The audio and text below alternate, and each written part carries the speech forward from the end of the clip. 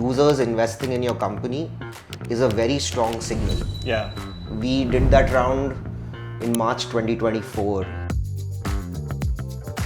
130 cars. That's very small compared to the, let's say, a Rapido or an Ola or an Uber. For me, the really appealing part of doing this whole thing was the fact that because EVs now exist, margins are so high. So why is no one else doing it? How the idea of Shoffr came to your mind? How is it different from an Ola or Uber? With Uber and Ola, you have to first have your own car. So that is itself like a big investment. Why is it important for the driver to open the door? Just adding cars and scaling quickly is probably not the answer to get to 100x. Hey everyone, welcome to the Airtribe Podcast. Today we have Vikas from Shoffr, who is trying to build the gold standard of rides in India. Welcome to the pod. Thank you. Thank you for having me. The first question I wanted to ask is about Shoffr itself. How would you describe it to a normal user? I think it's a premium taxi service, simply put. That I think is the simplest explanation of what Shoffr is. Okay, so premium taxi service.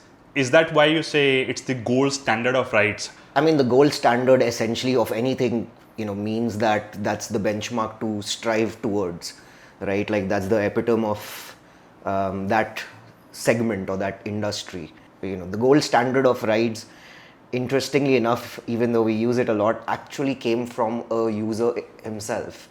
Nice. Who had tweeted about that caught on, and it meant like, because black and gold are our colors anyways, black cars, golden logo and all that. So the gold standard kind of like just fit in that sense, and it's stuck since then.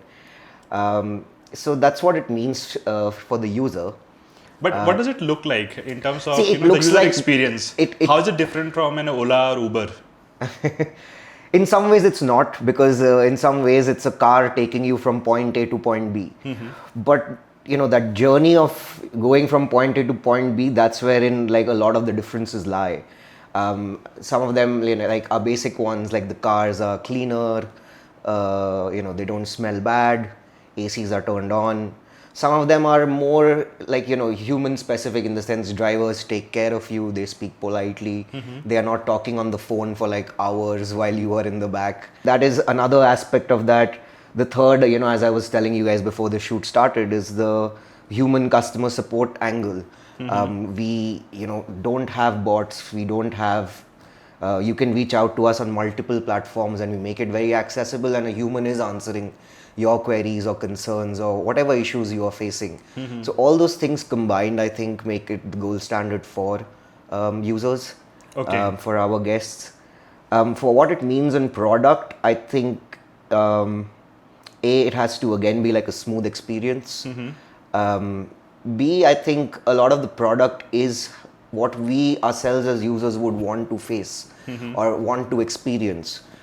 So we don't do any, random push notifications. We don't do marketing emails.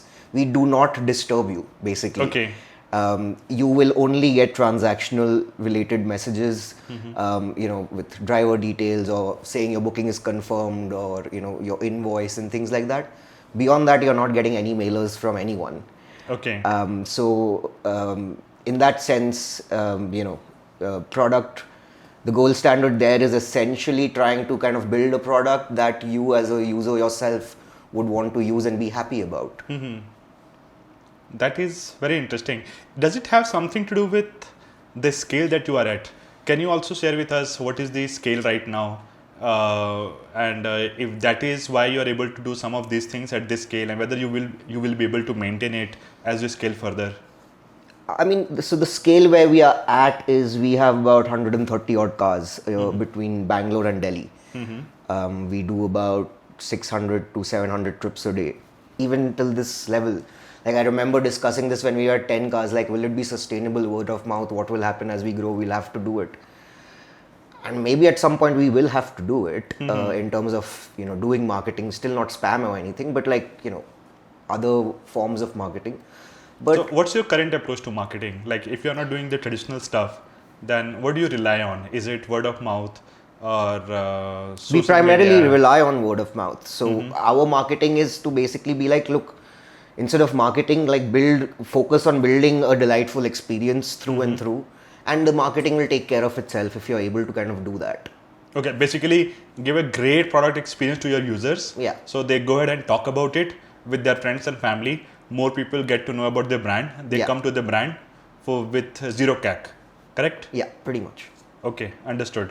Even though it's relatively small at this point, with about 130 cars across 2 cities, but it gives an impression it's a much larger brand, and there are many things you probably have done that is helping you to create that perception. Would you be able to share, like, what is working in your favor in that way? You're right. We are not that big in terms of scale or volume, but I think Shoffr as a brand is known, and people associate that with like quality and premium. I think the obvious first thing to do there is to deliver the experience that you have promised. Yeah. Right? If we fail to do that, everything else will go for a toss. Of course, how our cars themselves are like moving billboards in that sense, right? Black cars, gold logo. That obviously is catchy. It in a sea of white taxis that are otherwise there, this stands out. But the scale that you said, 130 cars, that's very small compared to the likes of, let's say, a Rapido or an Ola or an Uber. Sure. I still wonder when you said, when it comes to something like human-led support, is that something you will be able to sustain as you scale from here? The honest answer is I don't know exactly. I think those are questions to identify and figure out as we scale. What I do know is the value of having something like that. Okay. And I don't want to kind of lose that along the way as we scale. So maybe it will help our audience to know how the idea of Shoffr came to your mind, and what was the inspiration for that? So the idea came because I was jobless at some point, 3.5, 4 years back, and I was going on test drives. My close friend was looking to buy a new car, so I was going on random test drives with him, and we test drove a Nexon EV. Okay. And while I'd known of electric cars by then, I hadn't really experienced one. And it was a great experience, lower running cost, which basically means that the more you run the car, the quicker you can cover that 3 lakh rupees Yes. delta that was there. It didn't make sense for him to buy it because his usage is pretty average, which is like most people who buy a car, they don't use it beyond 1,000 kilometers a month. Right? Which is correct. So that's not really much to recover. It would have taken him like 6-7 years just to recover that 3 lakh rupees. Yeah. And so he didn't really care then too about it. But then that discussion, that modeling was what led me to kind of then question, why is no one else doing it? Like, commercial operators do like 300 kilometers a day, 250 to 300 at least a day. So if you're running it for 9,000 kilometers a month, suddenly the output of that model is very different. Yes. So that is what then got me into then doing the research and due diligence as to who is doing it, how are they doing it, speaking to people, and then ultimately starting Shoffr. Okay, so that part I understood. Like, why would you take the EV path? But why did you get interested in this mobility space in the first place? What appealed to me was the fact that there is an alpha to be earned. Alpha is supernormal profits. Yeah. And supernormal profits don't stay, out there for a long time. So what basically, for me, the really appealing part of doing this whole thing was the fact that because EVs now exist, margins are so high. So why is no one else doing it? And then understanding why no one else is doing it, making all of that work. But the thesis revolved around the fact that now, because of this new innovation that exists of electric vehicles, the margins that exist here are now suddenly much higher, and there's an opportunity to earn alpha. Okay, that makes a lot of sense. And what specific cars that you made the early bets on? Because I mostly see the BYD cars. Right. So how did you decide which cars to pick for a service like this? So, I mean, it started with wanting to do Nexon. Nexon, Tata at that point in time didn't want Nexon in commercial usage because they feared, or I mean, Perception issues. Perception issues. It's a different thing. Ultimately, 2 years later, they had to do that and bring Nexon into commercial usage. But at that point in time, in October 2022, when we were and I was looking at all of this, Nexon didn't want to do that. That left MG ZS, Tata Tigor, and BYD. And amongst the three, those options, like I had known of BYD earlier because Warren Buffett had invested in BYD a long time back. So as like in the financial news, that was big. But this was like, at that point in time when I was looking at it, that's when I truly really researched BYD. And they've been in this business for a long time, so we gravitated towards BYD for a bunch of reasons. One was the fact that their range was good. Second was the fact that they had a long track record of making batteries and electric vehicles, and a lot of that reflected in their warranty terms as well. It was a more expensive bet, but it was still a safer bet. Why buy all these cars instead of taking more of a marketplace kind of an approach? Sure. How did you take that decision? Like, I know you wanted EVs on your fleet, but there are different ways of approaching that. Why you took the path of just buying them out and putting them on your fleet? Yeah, marketplace approach works when you have individuals who are wanting to join the supply side.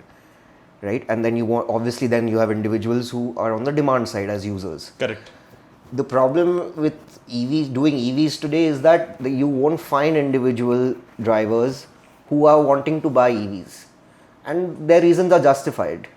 There are EVs which are within a certain price point that will appeal to individual drivers, but while the price point might be appealing, the performance of that car is not. So a lot of drivers kind of don't go for it. Okay. And then where the EVs that we buy, a bunch of individual drivers will not kind of want to take a risk worth 30 lakhs, right? Even though they get all of it. So to do a marketplace right now is not possible, which is why everyone who's done EVs today is kind of more on this side of the thing where it's more like they own the assets. Do you have your own EV infra also? We do not. When you say infra, I'm assuming you mean charging. Yeah, charging network. We do not. We have partnerships with people who are in the charging business, but we are not in the charging business. How does the driver partnership work here in this particular case? Why do they prefer working with you guys versus, let's say, some of these marketplace players? So, I mean, look, driving as a job and as a profession, right, has existed for a long time. Yeah. And even when Uber and Ola came and became popular, there were a lot of drivers who went that side, but a lot of them also kind of didn't go or came back out. And that has to do with preferences of an individual. So with Uber and Ola or marketplace models, you have to first have your own car, right? So that is itself a big investment / risk that drivers have to take. Post-COVID, a lot of them have been burnt about it. A lot of are scared to take that jump because they know that they know of others who've gotten in trouble. But even otherwise, even in general, people have a preference, right? Not everyone wants to take the aggressive or riskier option of buying your own car. And even though the return potential or the earning potential is higher, some people don't want that hassle and just want a stable job. Yeah. Right? And that is reflective of human behavior. Not even in in the startup world, there are people who prefer certain jobs over others. Yeah. So people who prefer certain cultures over others. So it's kind of trickles down, or it's the drivers wanting to work for us is a lot of that is a function of just who they are. Secondly, a lot of drivers, even with drivers, we have grown only word of mouth. We don't have any campaigns or this and that there. And that's because we value them and we treat them with respect, which is, I think, one of the biggest changes we have brought about in the world of fleet operations. The drivers know that they have a voice, that they are being heard. So how does the math work? Is it a business that can become profitable fast, or does it take time? Fast and slow is all relative. We have been profitable operationally from day one. Is it because of the EV math that you talked about? A large part of it, yes, of course. That's why we are doing it, right? At a company level also, we've been profitable. We were profitable. Then we, started to build out a team, take an office, expand more operations. time on growth and team building. But operationally, we've been profitable. We were profitable. Today we are break even. We'll become profitable again once we add cars. Which is This nice. is inherently, think of it differently. While the large players that are in the news have never achieved profitability. Inherently, this is a profitable business. Like thousands and thousands of drivers, their livelihood comes from the taxi business. Now, they wouldn't be doing that if they weren't able to make money, right? So you are able to make money. The question is what kind of fixed investments, what kind of capital investments you are doing to generate returns. Do you also mean you can keep it profitable as you scale from, let's say, 130 cars now to, let's say, a few thousand cars over the next few years? Do you think it is possible, and what kind of trade-offs you will have to make in terms of speed and quality? We are very mindful of how we scale. Quality, there's no point going from 300 cars to 500 cars if at 300 cars suddenly 80% of the trips we are getting complaints or bad feedback. Then there is no point going from 300 to 500. Right? I would much rather fix those issues that are there at 300 car scale before thinking of adding more cars. And that will always be the game. But why this commitment to profitability or scaling leanly? Is there a particular reason for that? Why did you not take a venture path? The commitment is to profitability, not to saying that I'm okay with growing slowly. I'm not. But, quickly scaling is lesser on my priority list than profitability, brand, creating delight for our users and guests. Those things are much higher on that list. So, for example, it's easy to add another 100 cars. But it's a lot more challenging to then find 200, 250 drivers who are of a certain standard, who are, vested in Shoffr's success, who kind of maintain our standards. It's a lot more difficult to on that side. One of the most fascinating things I heard about Shoffr was its initial funding round, which was mostly through customers, about $1 million, right? Can you tell us more about that and why you took that path? It was only users of Shoffr. I think perhaps it is India's first user-only, round that happened with us. Nice. How it happened? I mean, look, the first thing that needs for any of something like this to happen is your users need to love what you are building. So over, we did that round in March 2024, which was about a year and a half after having done, after running Shoffr. We had bootstrapped to 75 cars. And then at some, we had gotten so much inbound, users asking us at different stages whether or not we are looking to raise, whether or not they can kind of write us a check. And for most of it, we'd said no. And then when we knew that, okay, we are at a stable, our thesis is playing out, that's when we decided to kind of give our early adopters an opportunity in the wealth creation that Shoffr will, bring about. How did you decide not to take the VC path? Everyone wants 100x. right? Yes. I want 100x returns much more than any investor who will invest in Shoffr. That said, there are many ways to get to 100x. Just adding cars and scaling quickly is probably not the answer to get to 100x. It may be the answer to get to 100x scale, but not 100x returns. And 100x returns is what I care about. All of this is not to say that we can't raise VC funding. We can. But what that comes with is something that today I would much rather avoid. And it's important to find the right investor as well, right? Like, as I said, there's no one path to 100x. So I would want to find that investor who believes in the path that we want to take to 100x, right? And it's not a linear straight line path. Yeah. It might take a lot more time, a lot So more. like, I'll give you an example, right? Like, in the sense, it's going from 10 cars to 100 cars was probably the most difficult phase that we had. And we said we've had to do like a bunch of things to maintain standards, even from while going from 10 to 100, right? Because it's a lot easier to control when it's sub 30. Yeah. It's a lot more difficult now, but we've set up like a bunch of things that will allow us to go from 100 to, let's say, 500.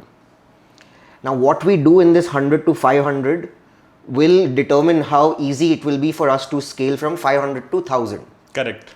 And then what we'll do in 500 to 1000 will determine how easy it will be to go from 1000 to 2000. Point being, it's actually much easier to add 500,000 cars once you have done a bunch of things to get to 1000 cars. But getting to 1000 cars requires you to do a lot of work, which will take more time for you to do them right. But once done right, going from 1000 to 2000 won't take as long. Based on your experience, would you recommend this to other founders who are starting out? Would I recommend what? Raising money from your own customers. If yes, then why? If no, then why? No, I would recommend yes. I mean, in the sense that if at all they are looking to raise, I'm not saying go raise and do that, right? But if you are looking to raise and you can raise from your customers, that's a very strong signal to all the investment world, right? Like today, all investors, VCs, Bolo, PE, Bolo, family offices, all of them know that we have done something like this. Users investing in your company is a very strong signal. Yeah. So, if you can do that, please do that if you need it. What might go wrong? You need to have the right people to advise you and guide you as to how to structure it.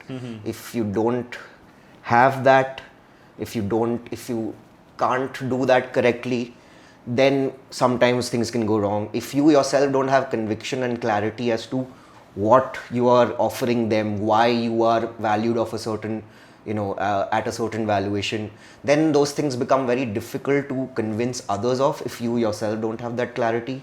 So those are some things that, they could go wrong, but they don't necessarily have to. In the sense, you can do a lot of things to avoid that. Did you never feel it was a little early to get into B2B? How did you decide it was the right time? When we started having like more and more inbound requests, that's when we actively started to be like, hey, why not do this? And that's a whole, it's a very big business. People are not general everyday, users or people in Bangalore may not be aware because we use things like, Rapido, Ola, Uber, Namayatri. But in the corporate world, this is a very established business. Like there are companies like Oryx, Cars on Rent, Car Club. Why do you think other companies ignore this side of the business? What do you think they are not seeing that you are seeing? Other companies, meaning again, we are talking about consumer-centric brands. Ola, Uber, Rapido, Namayatri, right? That's what you mean by other companies. These are the ones that we know of. Correct, right? But that's what I'm saying. Like there are local vendors, there are national players.